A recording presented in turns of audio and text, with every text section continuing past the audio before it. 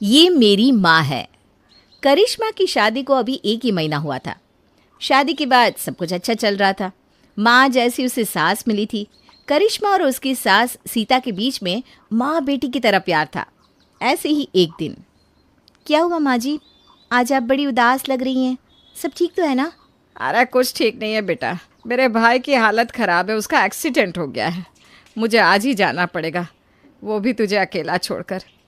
मैं सोच रही थी तुझे भी ले जाऊं, पर मुझे समझ में नहीं आ रहा मैं क्या करूं। अभी तेरी नई नई शादी हुई है और ऐसी जगह तुझे ले जाना सही नहीं है। माँ जी, मैं भी हॉस्पिटल में आपके साथ चक्कर नहीं काट पाऊँगी, क्योंकि मैं ना ये सब नहीं देख पाती हूँ। और रही बात मेरे अकेले की, तो मैं यहाँ अकेले रह लूँगी। और वैसे भी यहाँ आसपास पड़ोसी लोग हैं ना। और कौन सा आप बहुत दूर जा रही हैं? 2 दिन के लिए अपने भाई को अस्पताल ही तो देखने जा रही हैं। आप आराम से जाइए, मेरी फिक्र मत करिए। वो सब तो ठीक है बहू, पर मुझे तेरी चिंता लगी रहेगी। आनंद भी यहाँ नहीं है। मैंने कहा था कि शादी के बाद विदेश की नौकरी छोड़ दे, पर वो सुनता कहाँ है। बहू, मैं जल्दी आने की कोशिश करूँगी, तू अपना ख्याल रखना। सीता के भाई की तबीयत ज़्यादा खराब थी, जिस वजह से सीता पहली बार अपनी बहू को घर में अकेला छोड़कर चली जाती है। घर में सीता और करिश्मा के अलावा और कोई नहीं था। सीता के दोनों बेटे विदेश में नौकरी करते थे और करिश्मा अपने घर की बड़ी बहू थी। सीता कुछ ही देर में अपने भाई से मिलने के लिए घर से निकल जाती है, पर सीता के जाते ही उसकी पड़ोसन विमला अगली सुबह चीनी मांगने के लिए करिश्मा के घर आती है। अरे बहू, तेरी सास नजर नहीं आ रही, कहाँ गई तेरी सास? वो आंटी जी, माँ जी के भाई की तबीयत बहुत ज़्यादा खराब है ना, शायद उनका एक्सीडेंट हो गया है, वो अस्पताल में है, तो माँ जी अपने भाई को देखने के लिए गई हैं, आ जाएंगी 1-2 दिन में। अरे इसको अपने भाई से कब से इतना प्यार हो गया कि हॉस्पिटल चली गई? खैर, सौतेली माँ और सास है ना। आखिरकार सीता बहन ने ये दिखाई दिया, नई नवेली बहू को घर में अकेला छोड़कर चली गई और सारी जिम्मेदारी तुझ पर डाल गई। खुद भाई से मिलने के बहाने घूमने के लिए निकल गई होगी। ये आप कैसी बात कर रही हैं? मेरी सास को सौतेली बोल भी कैसे सकती हैं आप? अगर मेरी सास सौतेली सास होती तो मुझे शादी से पहले ही पता चल जाता। हे भगवान, बहू सच में तुझे नहीं पता कि तेरी सास सौतेली है? अरे तेरी असली सास तो तेरे देवर को जन्म देते ही मर गई, फिर तेरे ससुर ने दूसरी शादी कर ली और इस मनहूस की पैर तो इतने खराब है कि इसके आते ही तेरे ससुर की मौत हो गई और जानबूझकर इसने दोनों बेटों को विदेश भेज दिया ताकि वो इस घर में राज कर सके, और इसीलिए तो उसने इतना बड़ा सच भी तुझसे छुपा कर रखा है। खैर बहू, ये तेरे घर की बात है, मैं इसमें क्या ही बोल सकती हूँ। मैं तो यहाँ थोड़ी सी चीनी मांगने आई थी, मुझे चीनी दे दे, मेरे घर मेहमान आए ना, मेरी बेटी का भी रिश्ता पक्का हो रहा है। विमला करिश्मा के घर में आकर आग लगा जाती है और करिश्मा भी अपनी सास या पति से कोई बात नहीं करती। सारी बात तुरंत अपनी माँ को फ़ोन पर बताती है। माँ, ये तुमने मेरी कैसे घर में शादी कर दी है? तुम तो बड़ा कह रही थी लड़का बहुत अच्छा है, घर परिवार अच्छा है, पर यहाँ आकर मुझे असली सच्चाई का पता अब चल रहा है। अरे करिश्मा, तू क्या बोल रही है? मुझे तो कुछ समझ में नहीं आ रहा। कौन सी सच्चाई का पता चल गया तुझे? साफ साफ बता।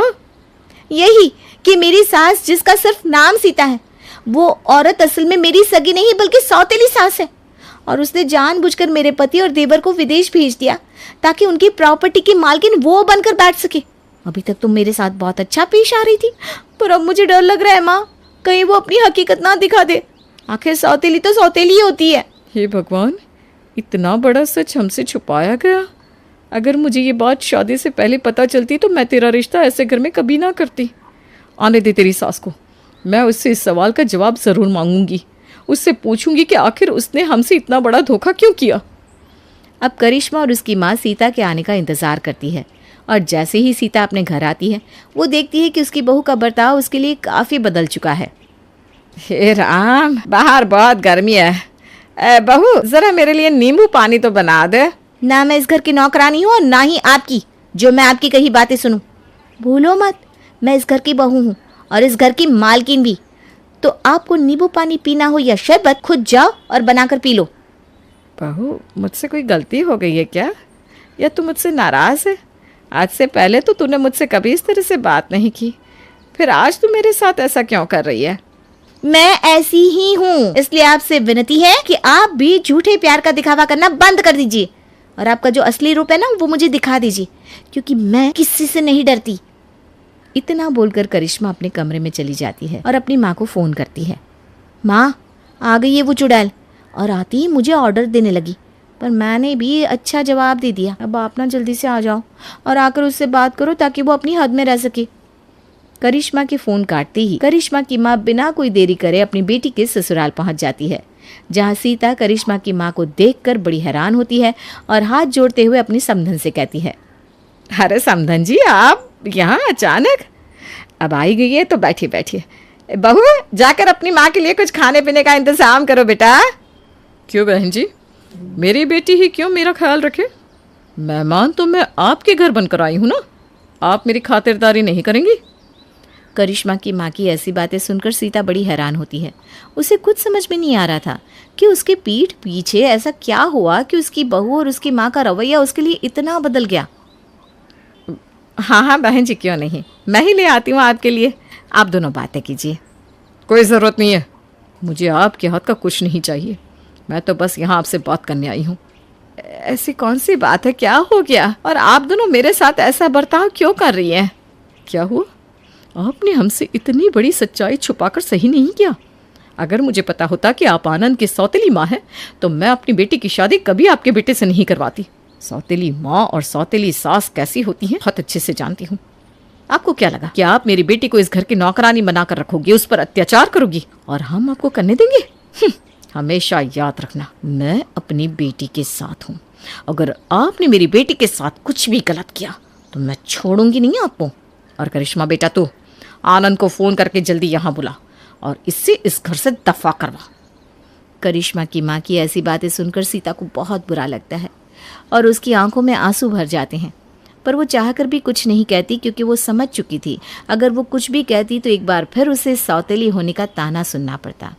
अब इसी तरह से कुछ दिन बीत जाते हैं और जब से करिश्मा को पता चला था कि उसकी सास सौतेली है, तब से उसका बिहेवियर भी अपनी सास के लिए बदल चुका था। कुछ दिनों बाद आनंद भी आ जाता है, पर आनंद के आने के बाद भी करिश्मा अपनी सास के साथ बुरा व्यवहार ही करती। ये देखकर एक दिन आनंद करिश्मा से कहता है, करिश्मा, मैं कुछ दिनों से देख रहा हूँ तुम मेरी माँ के साथ बहुत बुरा बर्ताव करती हो। मैं जान सकता हूँ तुम ऐसा क्यों करती हो?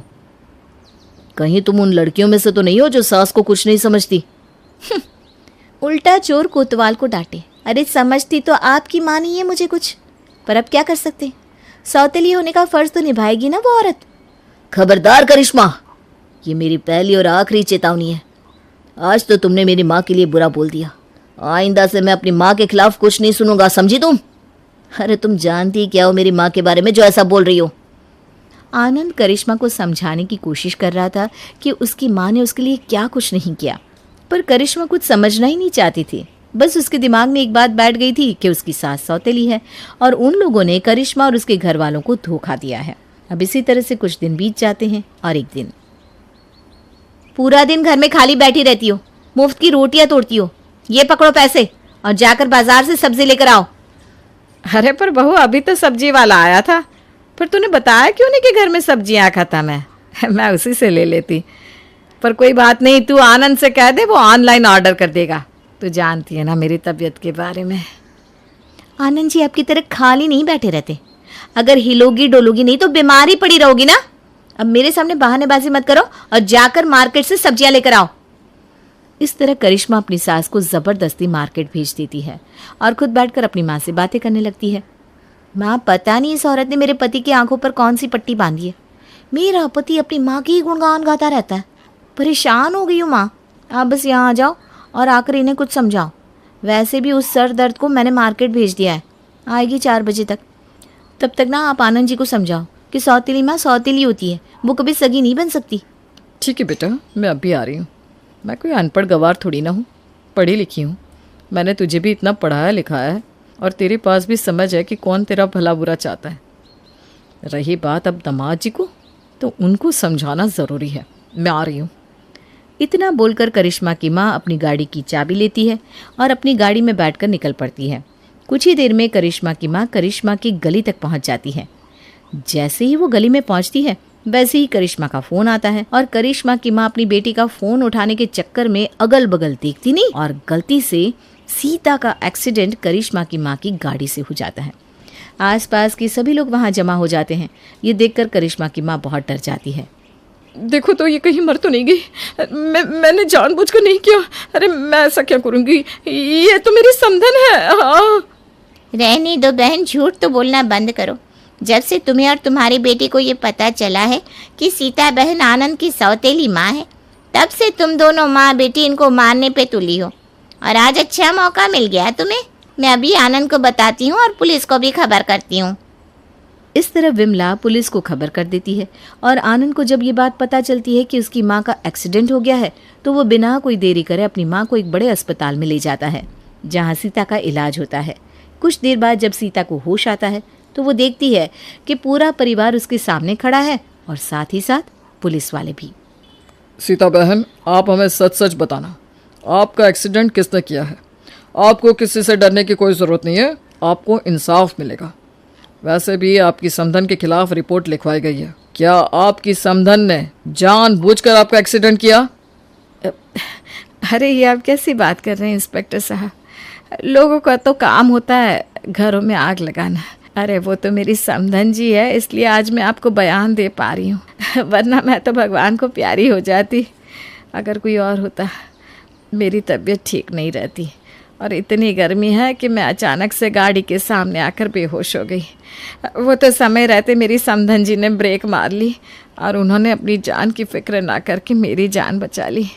मेरी समधन जी ने कुछ नहीं किया, उल्टा उन्होंने तो मेरी जान बचाई है। सीता का बयान लेकर पुलिस वाले वहां से चले जाते हैं, पर सीता का ये बयान सुनकर करिश्मा और उसकी माँ को अपने किए पर बहुत अफसोस होता है। करिश्मा की माँ सीता से कहती है, बहन मुझे माफ़ कर दो। मुझे हमेशा ये लगता रहा कि सौतेली माँ आखिर सौतेली होती है, वो अपने सौतेले बच्चे बहू किसी से प्यार नहीं करती। पर मैं गलत थी। मैं और मेरी बेटी ने आपके साथ जो बर्ताव किया उसके लिए हमें माफ़ कर दो। अब क्या बोलोगी करिश्मा? ये मेरी माँ है, इसलिए मैं तुम्हें कहता था कि मेरी माँ के खिलाफ कुछ मत बोलो। अगर मैं तुम्हारी बदतमीजी बर्दाश्त कर रहा था तो वो भी मैं अपनी माँ की वजह से कर रहा था। अगर आज मेरी माँ को कुछ हो जाता तो मैं तुम्हें और तुम्हारी माँ को नहीं छोड़ता। मेरी माँ ने मेरे पापा के जाने के बाद उनके बिजनेस को संभाला, बल्कि हमें इस काबिल बनाया कि हम बाहर विदेश में रहकर भी खुद का बिजनेस चला रहे। और तो और मेरी माँ ने जो खुद पैसे कमाए थे वो भी मुझे और मेरे छोटे भाई को दे दिए। और तुम मेरी माँ के बारे में ऐसा गलत सोच रही थी। आनंद, मैंने तुझे ऐसे संस्कार दिए हैं क्या बेटा? तू इतने लोगों के सामने मेरी बहू को कैसे सुना रहा है? बहू, तो आनंद की बात को दिल पर मत लेना, तू जानती है ना इसका गुस्सा कैसा है। नहीं माँ जी, उन्हें कहने दो, वो बिल्कुल सही कह रहे हैं। जब तक मुझे नहीं पता था कि आप मेरी सौतेली सास हो, मैं आपको अपनी माँ समझती रही। पर पता नहीं मुझे क्या हो गया, जब मुझे पता चला कि आप मेरी सौतेली माँ हो, मैं आपका प्यार भूल गई और सिर्फ एक बात याद रखी कि आप मेरी सौतेली सास है। पर आज ये गलतफहमी भी मेरी खत्म हो गई, क्योंकि आप मेरी सौतेली सास नहीं बल्कि आप मेरी माँ है। हाँ बहन, करिश्मा बिल्कुल सही कह रही है। ये तो आपका बड़प्पन है जो आपने हमें माफ़ कर दिया, वरना हम तो माफ़ी के लायक भी नहीं है। हाँ माँ, आप बिल्कुल सही कह रही हो, मुझे तो खुद पर ही शर्म आ रही है। इतना बोलकर करिश्मा रोने लगती है और अपनी गलतियों की माफ़ी मांगती है। सीता अपनी बहू और उसकी माँ दोनों को माफ़ कर देती है और बहुत जल्द ठीक होकर सीता अपने घर जाती है, जहाँ वो एक बार फिर अपनी बहू के साथ पहले की तरह रहती है। जिसके बाद फिर कभी करिश्मा बाहर के लोगों की बातों में नहीं आती और ना ही फिर कभी किसी की बातों पर विश्वास करती है, क्योंकि इतना सब होने के बाद करिश्मा समझ चुकी थी कि कोई भी किसी का भला नहीं चाहता। लोग तो अक्सर दूसरों के घरों में आग लगाकर अपनी रोटियां सेकते हैं।